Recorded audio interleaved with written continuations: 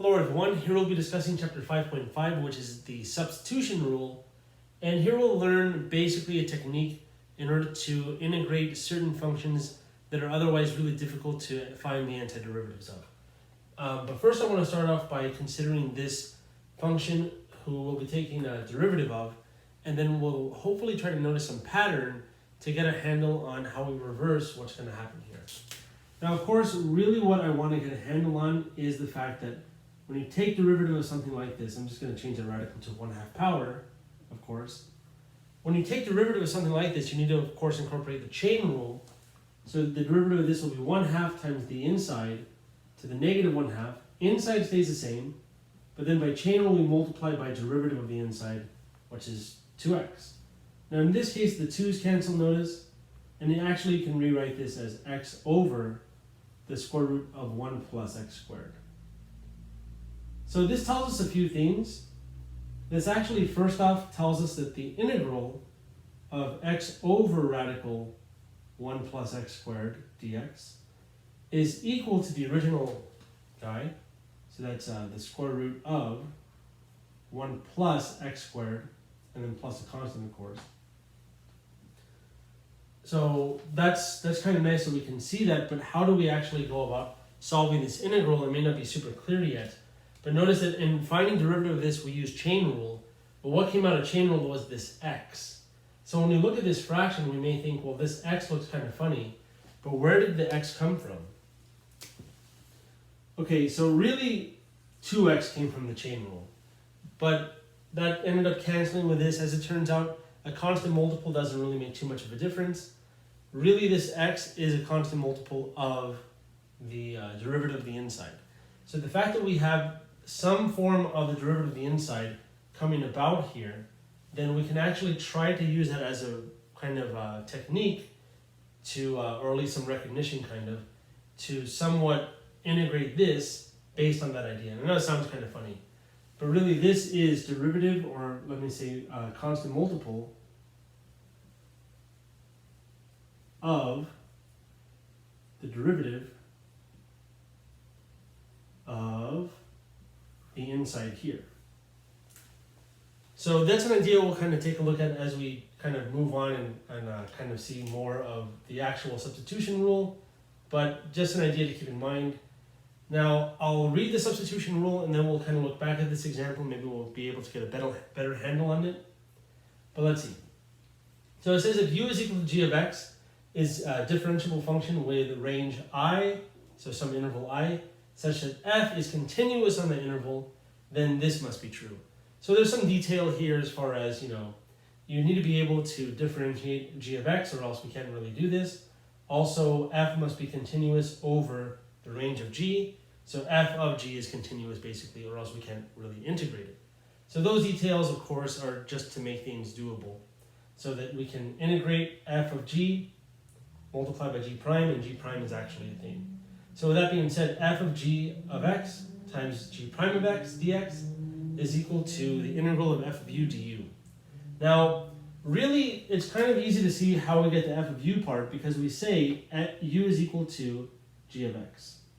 So this is our u. The inside function g of x is u. So that's how we get this u here. But then the question is, what happens to all of this and how does it become du?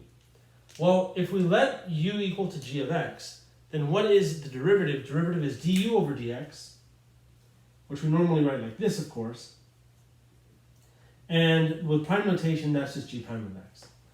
But if you kind of consider this as a differential operator, well, kind of like what we saw in differentials, that was back in, I guess, 3.10 with linear approximation, you can multiply both sides by dx, consider this like multiplication, so that du can be written as g prime of x dx. Now this makes a lot of sense as far as this substitution goes, because really this guy here is just, well, that's just du. If u is g of x, then du must be, well, g prime of x times dx. So that explains how that du replaces all of that. Fantastic. Now, we can actually take advantage of this somewhat and divide both sides by g prime maybe. In other words, we can manipulate this differential part as needed. And we'll see that with some examples. And one thing I want to give us as far as guidelines for picking a good u is that really a good candidate for u is an inside function. Something on the inside. Because remember, we're doing the opposite of chain rule here. Okay? Because, of course, we're trying to get a handle on, and notice here, this looks very much like chain rule. Derivative of f of g of x is f prime of g of x multiplied by derivative of the inside. Since we have the derivative of the inside multiplied to this, having u be the inside is not a bad idea. Now, as far as what is an inside function, that is a little unclear. Inside of a radical would be a good candidate. In the denominator, possibly. Inside of a power of e or a power of anything. So let me say inside, that could mean a power of e. It could be inside of a radical. It could be inside of sine. Something like that. It could be inside of, like I said, sine. But really, we're looking for an inside function. Now, that doesn't always work. It's very possible that the actual substitution for u could be something a little more obscure. So you can try different things and see what happens. U, for example, could be part of a product maybe. It can be the whole integrand possibly. But now I'm getting a little too ahead of myself. Now I think we should actually focus on some examples. And we're going to do this one as an example now. And again, we're going to look back at this before we actually try it and before I clear things out. But let me just say, the inside of the radical part here is a pretty good candidate for u. And if u is equal to 1 plus x squared, then notice du is the derivative of 1 plus x squared, which is 2x. Remember, we need to multiply by dx like we saw here. And since x dx is there, we can actually modify this by multiplying by 1/2 and then go from there. So let's see how that works, and let's see if we indeed get the result that we should get based on differentiating this thing. All right, so here along with the example we just saw, we're going to do some other new examples once we kind of get the handle, hopefully, of the process. But again, what we're really trying to do is look at the inside function if there's one that's pretty clear to us. And here I gave us an idea that this is actually the inside we're going to be using. So let's call the inside here u. So that is u is equal to 1 plus x squared. Then du is going to be derivative of 1 plus x squared, which notice is just 2x. We need that dx from our previous discussion on the differential. Notice, x dx is actually in our integrand. We have x dx here. Fantastic. Now, that will correspond to this x dx. So there are a few ways of handling this, but the way I want to see it is we want to solve for x dx. You could just solve for dx by dividing by 2x and replace dx with du over 2x and the x's cancel. That's fine. But I think it's really best to solve for x dx in this case. And to do that, we'll divide by 1/2. So we'll get 1/2 du is equal to x dx. I always like to box our substitution information so it doesn't get in the way of our work. So now notice this x dx will be replaced by what is equal to here, which is 1/2 du. So what we're going to end up getting here is 1 over the square root of this, but this is our u now.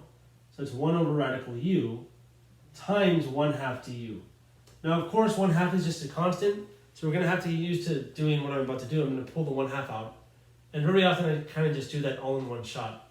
So I'll write this with the 1/2 already pulled out, which normally isn't too difficult to see. The next thing I want to do is I want to prepare this 1 over radical u part, because that's actually pretty easy to anti-derive, but we need to write it as a negative power in this case. Of course, u to the 1/2 is the same as the square root of u, and 1 over u to the 1/2 is the same as u to the negative 1/2. Perfect. Now we can use the power rule. Notice the u's match here. Something that's always kind of confusing with this type of substitution is you never want to mismatch of variables. It was all x's, and now it's all u's. You never want to mix x's with u's. That's why replacing x dx here with something involving only u is very important. If you wanted to solve for dx completely, like I mentioned earlier, you will get du over 2x is equal to dx. Then you can replace dx with du over 2x, which is fishy because you're mismatching x's with u's. You're kind of mixing those together. But in that case, the actual x's would cancel out, and you would still get this anyways, as it turns out. So if you want to explore trying ideas like this, it definitely will work. But you have to be a little careful and make sure that your new integral is only in your new variable u now. Okay. So I think I've said enough there. So now, to take the antiderivative of this, of course, we just add 1 to the power. So it's 1/2. Divide by that new power, so multiply by the reciprocal of 1/2, which is 2. That 1/2 is still here. And that's really it. These cancel out, so that's our answer. But now we write plus c because, again, we're integral free, as we've seen before. So really our answer is the square root of u plus c. But notice, what is u in terms of x? Now we kind of back substitute. We get radical 1 plus x squared plus c. And this is exactly what we had kind of discovered from the first example I showed us. So we took the derivative of this and got that it was this. So we know this for sure is the right result. But now we actually see it through some process. So find a substitution so that we have something that's easier to integrate just looking at it. And then after we integrate, of course writing plus c, then we can back substitute. Never back substitute before you integrate, because then you'll just get back in the weird mess of the integral. You want to make the integral look nice so that you can more easily integrate it with a new variable now, and then after you integrate, then you back substitute into your original variable. Okay, good. So now here we have e to the x times sine of e to the x, and we have this definite inside e to the x. So maybe that can be our u. But if that's going to be our u, well, what's du? That's the next step. So if u is e to the x, then du is the derivative of e to the x, which is e to the x, and don't forget times dx. Now, luckily for us, we actually have on the outside of this sign e to the x and dx to actually catch this. So notice this is indeed x e to the x, e to the x dx. Great. So what that means is we can actually replace what I've underlined there in red with du. E to the x dx is just equal to du. So really this is equal to sine of u times du. Fantastic. And now we don't really actually need the parentheses because we know what that means. Now antiderivative of sine, as we've seen a bunch of times before, is just negative cosine of u plus c. We know that u is our original e to the x.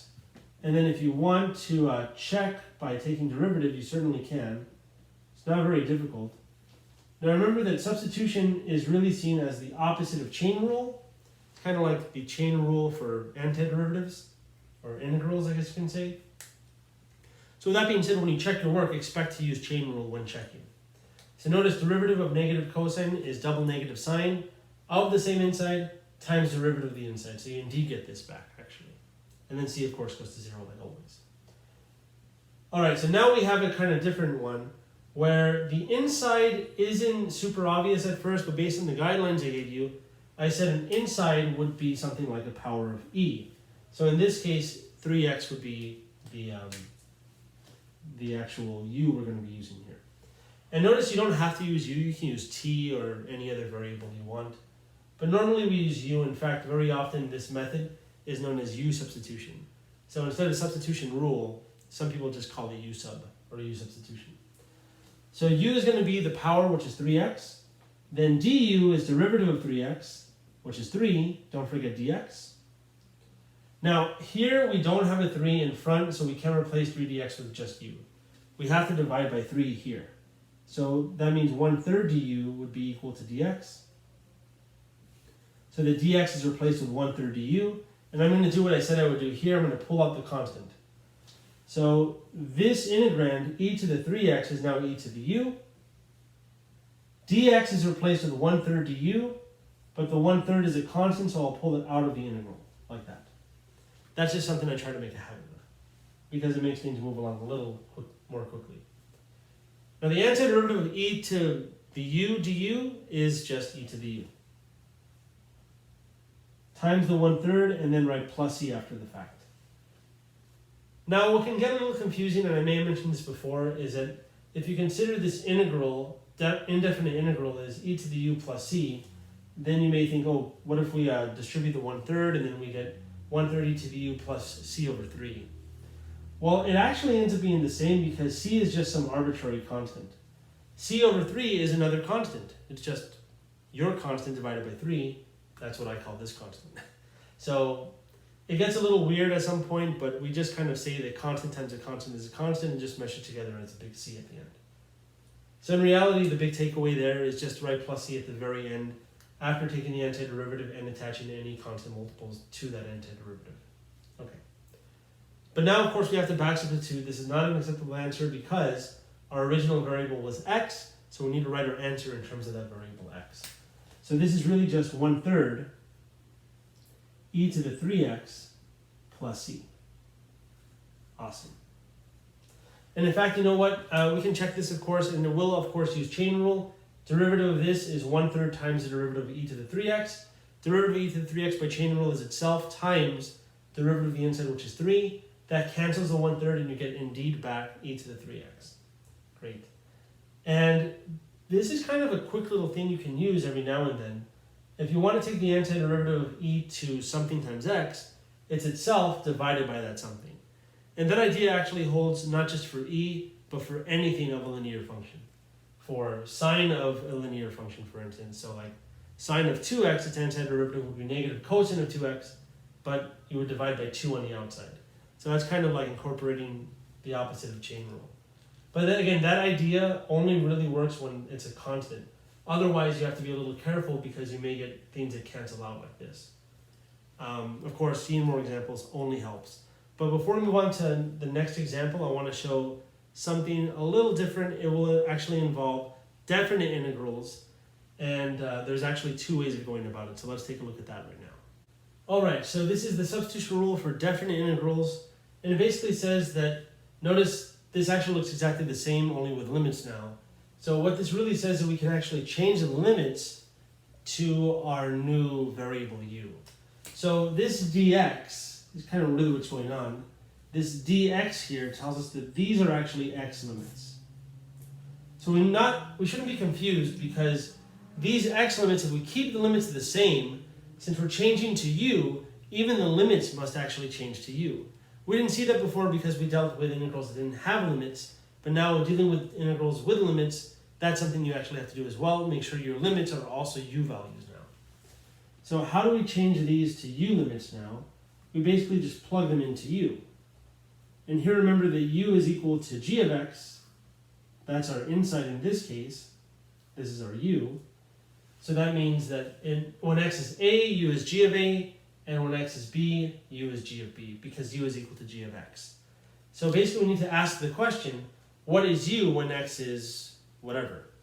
So we're going to actually do that. Also something to notice is that you don't actually have to do this. Something you can do, instead of changing limits as you go along, is forget about the limits until the very end. Now remember, for definite integrals, you don't need to write plus c because they end up canceling out with definite integrals. So we can just find the antiderivative without the plus c, and then after back substituting, we'll have the antiderivative in terms of x, then we can plug in our original x limits now. But this changing the limits, this idea of changing the limits, actually is quicker in some sense because it takes care of the back substituting. We don't need to back substitute. So I'm going to try to do this both ways. So let's see if we can follow. So the first thing is I want to figure out what our u is. It's the inside of the radical. I think that'd be a good candidate. So that's 2x plus 1. Du is then just 2 dx. But notice dx would then be just 1/2 du in that case, because there's no 2 here to catch that. So 1/2 du is equal to dx. Box this so it doesn't get in our way. So now, this is the integral, I'll take care of the limits in a second, of the square root of u now, which if you don't mind, I'll just write as u to the 1/2, of course. And then dx is replaced with 1/2 du, so I'll even go further and pull the 1/2 out of the integral. There we go, just like that, it's shaping up quite nice. But now, again, there's 2 ways of going about this. Either we can keep the limits the same and then not use them until we actually find the antiderivative and back substitute because they're x limits, or we can change them to u limits, which I'm going to do here. But then I'll show you the other way around that it's also true. So what I'm going to do is I'm going to look at my x limits, x equals 0 and x equals 4, and ask, what is u when x is equal to 0? What is u when x is equal to 4? So that question I was referring to earlier. So when x is equal to 0, u is equal to 2 times 0 plus 1, which is just 1. Fantastic. So our bottom limit now is 1. What about when x is 4? When x is 4, u is 2 times 4 plus 1, which is, well, 9. So now our top limit here is 9. And now, remember, you can't plug them in directly. We need to actually find the antiderivative first, then plug in, and then subtract. So now the antiderivative of u to the 1/2 is u to the 3/2 divided by 3/2, so multiplied by 2/3. We had this 1/2 on the outside waiting for us. And now we're going to finally evaluate this between our u limits, 1 and 9. So now notice the 2's cancel. What we have left is 1/3 times u to the 3/2. Now if you want, you can leave 1/3 in each of the evaluations, but in reality, you can actually factor that out because they'll both have the 1/3 in common. So I like to do that, and honestly, I'll actually do that right now. All right, this is 1/3 multiplied by u to the 3/2 evaluated between 1 and 9. So I'm going to take care of the evaluation first, and then multiply by 1/3 after the fact. So now when you multiply by 1/3, we have the evaluation on the inside. So we're going to evaluate the top limit minus evaluating the bottom limit. And in this case, it's 9 to the 3/2 minus 1 to the 3/2. Now remember, 3/2 power means we square root, then take it to the third. You can also think of it as the following, which we've seen before. X to the 3/2 is the same as x radical x. So really you can write 9 to the 3/2 as 9 times the square root of 9, which is 9 times 3. So that's a nice way of seeing it as well. So it's 27 for the first evaluation. Minus 1 to any power is just 1. So in total we end up getting 26/3 as our answer. Great. But now I said that I'm going to try to do this the other way around as well. Now what is the other way around? The other way around is actually not changing the limits and keeping the limit 0 to 4. The only issue is that we'd have to back substitute. So let me just, I think we have space here. We kind of boarded this off. So let me say, or back substitute first. So let me say back substitute with original limits. What you'll kind of see is really more steps, and it's kind of doing the same thing anyways. And you'll see that we'll actually see 9 and 1 emerge out from doing this. So the antiderivative of this, well, using our substitution is u to the 1/2. Its antiderivative is u to the 3/2 multiplied by that 1/3 because the 1/2 cancels that 2 in 2/3. So we end up with 1/3 u to the 3/2 as our antiderivative. We want to evaluate this between our x limits, but we need to back substitute.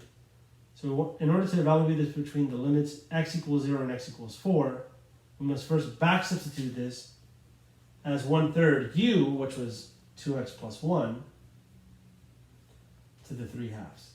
Now we can actually plug these in directly because now they're x values, so we don't even need that. It's implied because our only variable here is x.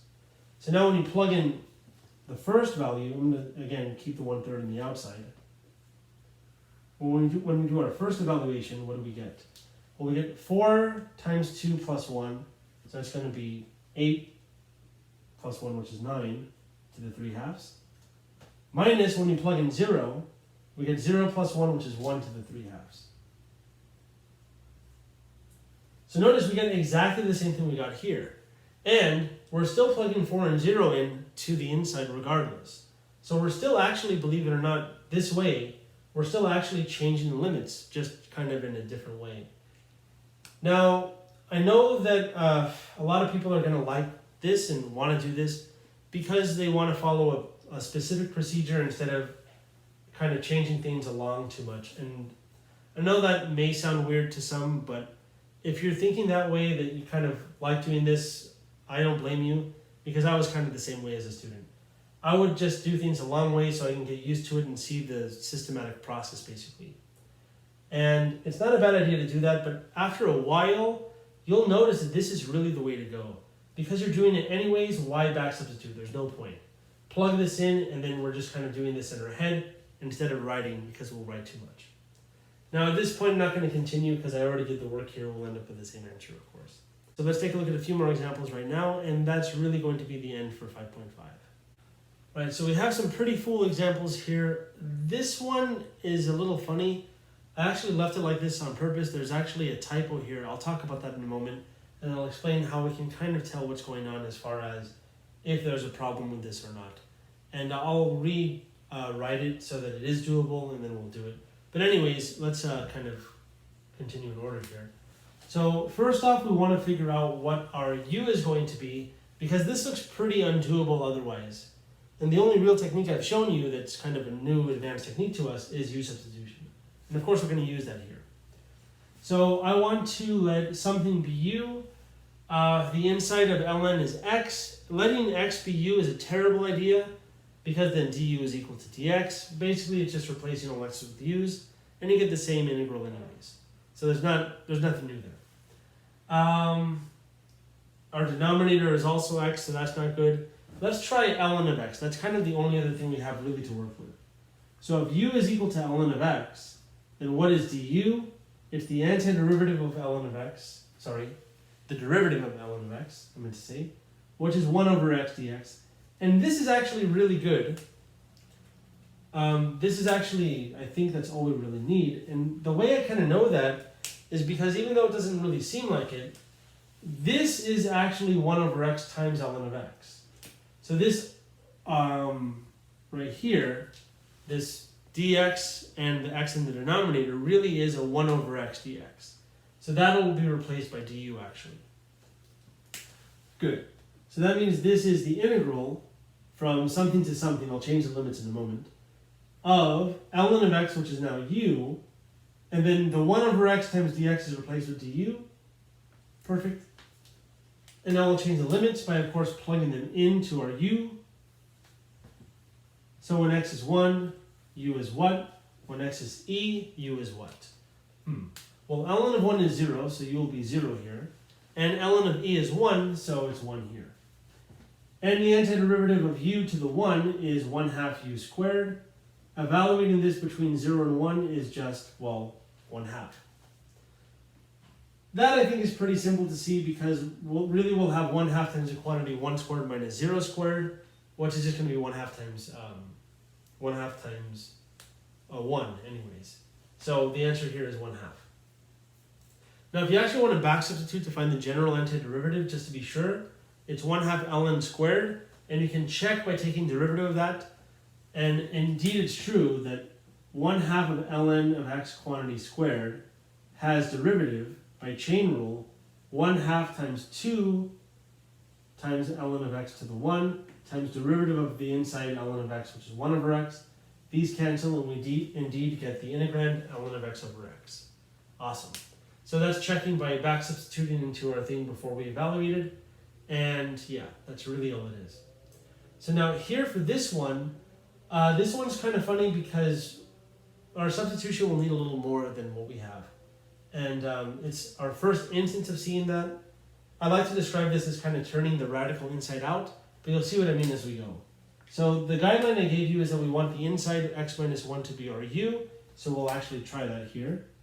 So if u is equal to x minus 1, then du is just actually equal to dx, because derivative of x minus 1 is 1, and don't forget dx, so we just say du is equal to 1 times dx, which is just dx. Fantastic. And I would say that's all we need, but it's not quite. We need something else. So I'm not going to completely box this yet. There's a little more we need to see first. Now the limits we can actually change pretty quickly. That is not too big of an issue. So let's try to change our limits. When we plug in 1, the new u value for the bottom limit is going to be 1 minus 1, which is 0. And for the upper limit, 2 minus 1 for our new u limit will be 1. So that's fine. But now notice using the u substitution, this x is still x. X minus 1 is u, so this is times the square root of u, or u to the 1/2 like we've seen before. Dx is replaced with du, and there's a problem. What I said before is that we do not want a mismatch of variables. You want only the new variable u. But we still have this x to worry about that didn't actually cancel or get replaced with anything involving u. But we can go back to our original substitution, u is equal to x minus 1, add 1 to the other side, and if we modify that this way, adding 1 to the other side gives us u plus 1 is equal to x. So that, I think, is all we need now in our substitution. So then we can replace this with just u plus 1, what it's equal to from the substitution. So that may be necessary sometimes, actually. If you still have x left over, look back at your substitution, try to see if you can solve for x in terms of u, or whatever you have in terms of x still, in terms of u. So in this case, I don't think it's too bad. I'm going to write the u to the 1/2 in front. And then we have, again, these limits, 0 to 1. And now we're actually really good here, because all we have to do is distribute this. We get, notice that's u to the 1, so when you add those powers, we get u to the 3/2 plus u to the 1/2.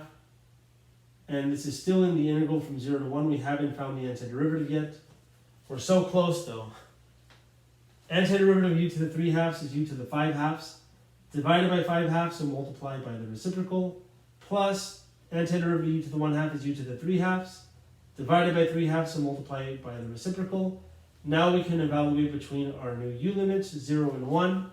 Notice when you plug in 0 into a power of u, well, it's just 0 to some power, which is 0.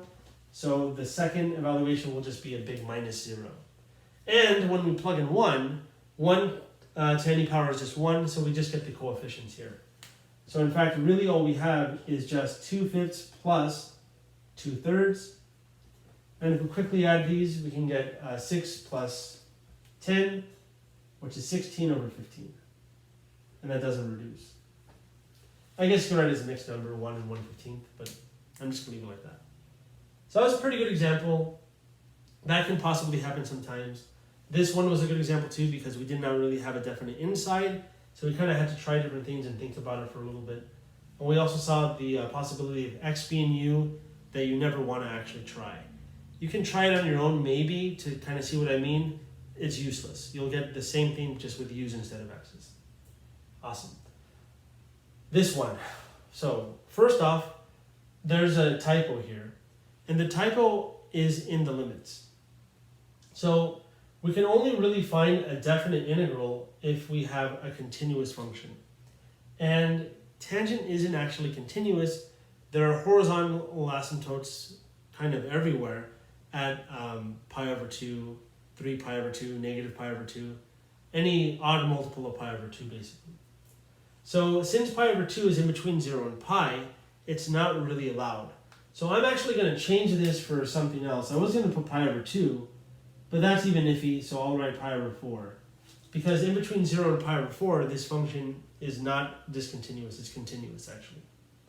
Awesome. So, okay, good. So now it's okay. Before, it's a little weird to handle. You kind of have to split it up and do it a different way. But that's too advanced. That involves something that we'll see later on. That again is from chapter 7. Chapter 7 has a lot of integration techniques. But for right now, we're just kind of getting used to this. We're not even at chapter 6 yet. So anyways, to actually find the antiderivative of tangent, we of course need to rewrite it in terms of, well, what else can you write tangent in terms of? Of course, it's sine over cosine. So I'm going to write this as the integral from 0 to pi over 4 of sine of theta over cosine of theta. Just like that.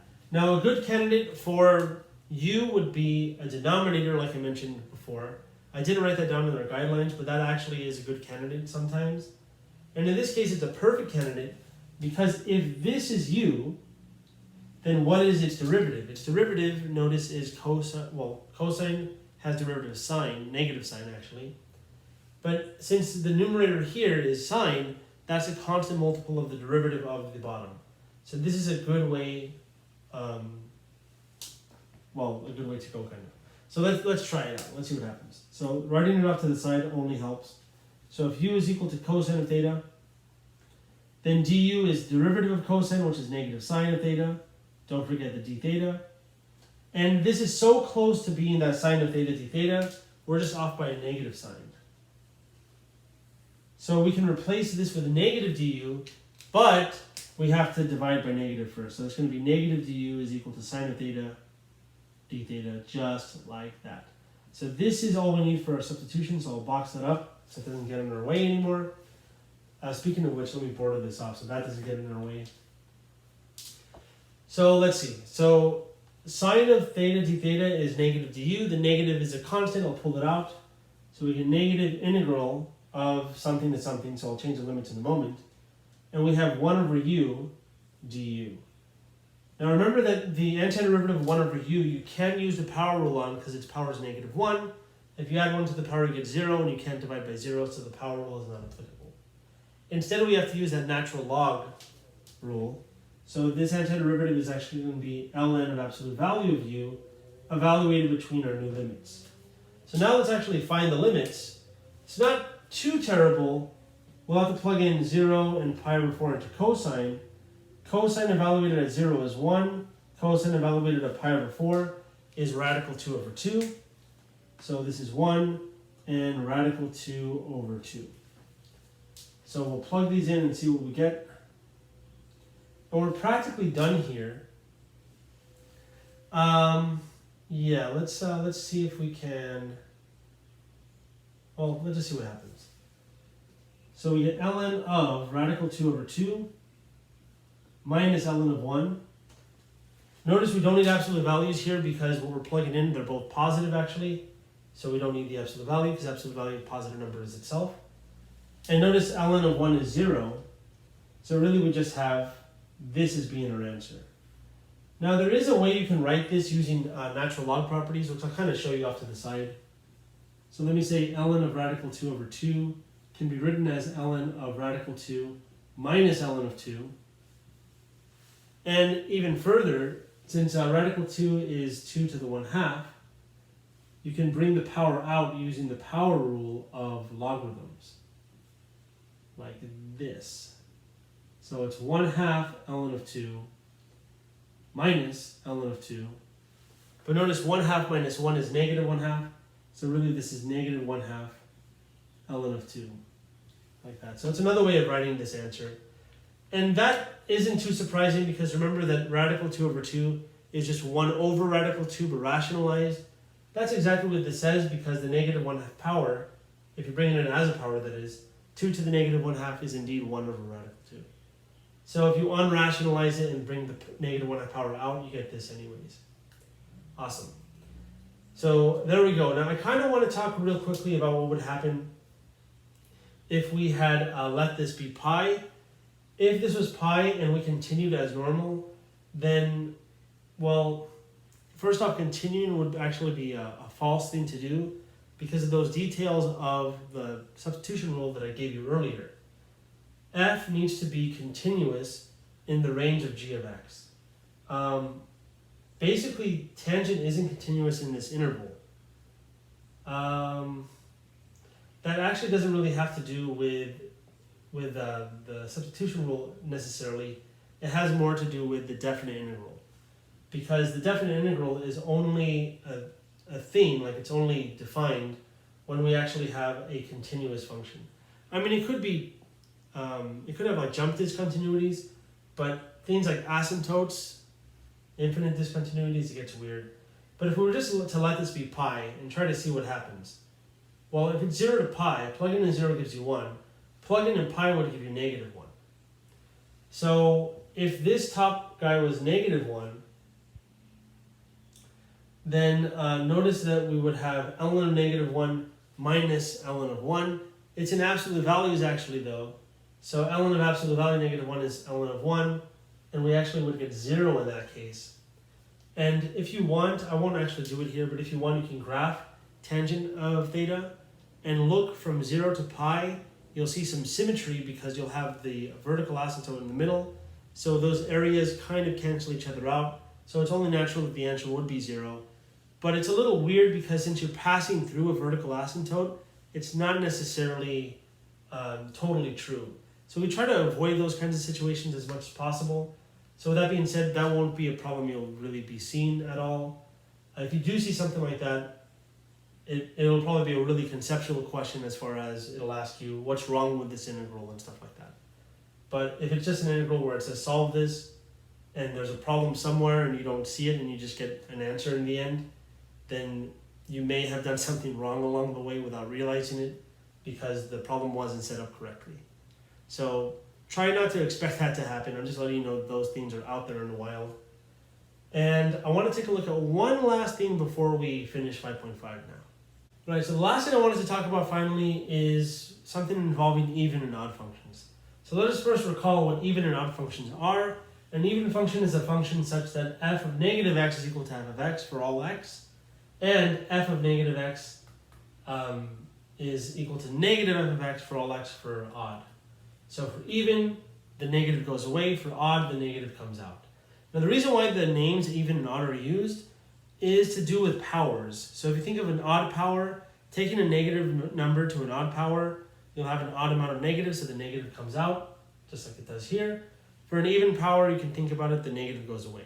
So like negative x to the 10, you'll have negative x 10 times, there's an even amount of negatives, so they all cancel out in some sense because two pairs of negatives make positive.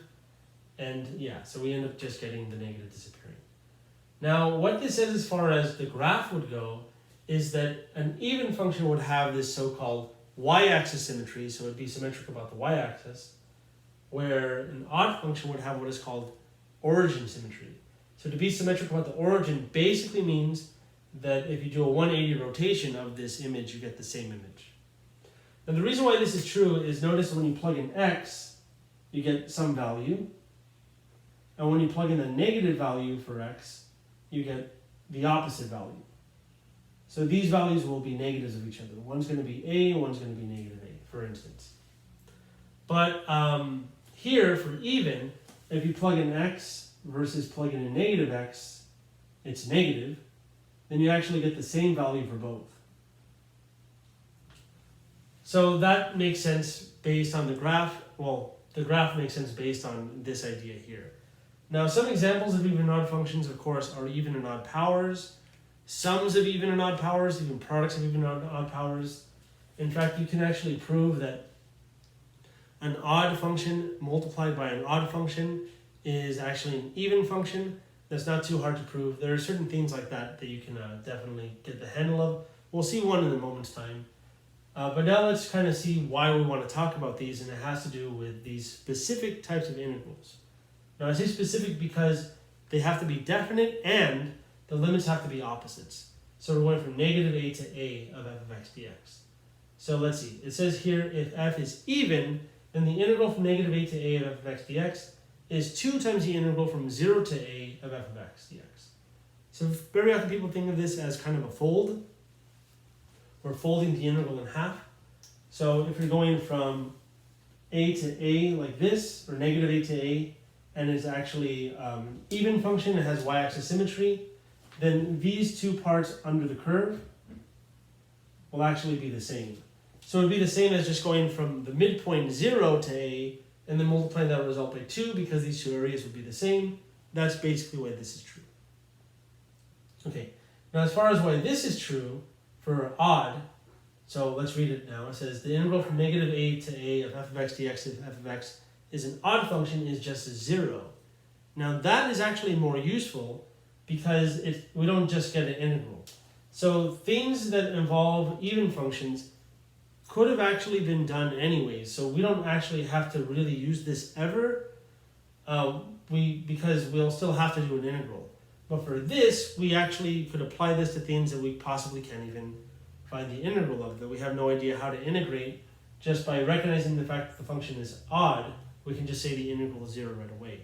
And this makes sense because if you go from, again, a negative value to positive that value, these areas you get will actually be the same. But notice since one's below the x-axis and one's above the x-axis, one's a positive area and one's a negative that area. So that means the sum of those two areas, they don't double up like they do here, they actually cancel out in this case. So that explains why this is 0. So now we're only going to do one example here. And notice it's from negative a number to that number. So we need to think of one of these. Otherwise, we need to try some substitution. But to be honest, this is actually really hard to do. In fact, I don't think this even has an indefinite integral, believe it or not. Yeah, no substitution that I can think of honestly works right away. You can try it maybe, but I don't think we're going to have the best of luck here. So So instead what we're going to have to recognize is that this integrand, x to the fourth sine of x, is indeed an odd function. Now I mentioned before that an odd function times an odd function is even, and you can see that because if you had like f of x times g of x, and they're both odd, then if you replace x with negative x, you get f of negative x times g of negative x. They're each negative f of x and negative g of x. Double negative is positive, so you end up getting the original g of x times f of x. You'll have to write that out maybe to see it, but here I'll actually write this out. So I'm going to show this is odd by replacing all x's with negative x's and seeing that this indeed happens. So to show that, and I'll do it over here, off to the side. So I'm going to check to see if this guy is odd. And to do that, I'm going to replace all x's in that function, x to the fourth times sine of x, with negative x's. Now notice, negative x to an even power, the negative goes away because an even power is an even function. So this is just x to the fourth. Now sine of negative x, we actually haven't seen this yet, but, well, maybe you should have seen it in the trigonometry class. But sine is an odd function and cosine is an even function. And you can actually see just by looking at the graphs, sine of x looks like this. So you can see clearly it has origin symmetry. So this is y equals sine of x. So this is an odd function. And then, for example, cosine of x will look something like this. So clearly that has y-axis symmetry. So that's y equals cosine of x. And that's a good example of an even function. Awesome. So since sine is odd because it has this origin symmetry and a few other reasons as well, we can pull the negative out basically and write it as negative sine of x, because that's what you can do with odd functions. But now notice this is a positive number times a negative, so we can really just pull the negative out in total. So we end up getting negative x to the fourth sine of x. But notice we have a negative, the original thing. So plugging in negative x's, we can actually pull the negative out, meaning that is indeed odd. So since we have an odd function that we're taking the integral between two opposites of, this has to be 0. Now there is kind of a way of doing this by a u substitution, but it would have to force these to be the same value. So it's kind of hard to do. It's not super difficult to do. Basically, you would let u be x to the fourth. I think that will work in this case. And then you can try to make something work out, but you'll end up getting these limits would be the same, so that, well, the integral is 0. In fact, I'm going to try to do that here, even though really we're done. Let me try to do that here. So if we let u equal x to the fourth, then, well, the only issue I have here is that dx will be 4x to the third dx. So that's a little iffy. I mean, there are ways to kind of get around this and write it in terms of u. It's a little complicated, so I don't want to waste too much time in doing it, but again, I'll just show you anyways. So u is x to the fourth. We need to solve for x anyways. So notice in solving for x, we get x is equal to the fourth root of u. But even doing this is kind of a little weird because when you do that, you get a plus or minus, so x would be plus or minus the fourth root of u. So I'm not actually liking this at all. But the whole point is that when you find your new limits, well, each limit will be pi over 3 to the fourth and negative pi over 3 to the fourth, which is the same value. So we'll get the same limits here. And if the integrand is doable, which sounds kind of iffy now, but if we were to rewrite this all in terms of u, we'll get the integral of something to itself, which we know by an integral property we saw earlier on in chapter 5, must be 0. So that's all I was trying to say here, even though it kind of fell apart. But yeah, you can try to work that out if you like. There is a way of rewriting this in terms of u such that these will be the same, but it's just a little iffy, especially with the fact that we get an odd root going on. Anyways, that's all I want to say here as far as 5.5 goes. I think we saw a good amount of examples and we got the idea as far as the process goes. This honestly is an afterthought in 5.5, but it is something that we'll definitely need in our, I guess you can call it our utility belt of integration techniques. And substitution really gets the ball rolling. So after this, now we're going to head into chapter 6. Chapter 6, we will not actually see any new antiderivative or integral techniques. Instead, we'll see applications of integrals, which will eventually involve things like areas and volumes, and that's really cool to see. So it's more applicable than it is, I guess, applying techniques to solve certain things. But still, it's a whole lot of fun. So I'll see you for the videos in chapter 6. Thanks for watching. Hope you enjoyed, and I'll see you then.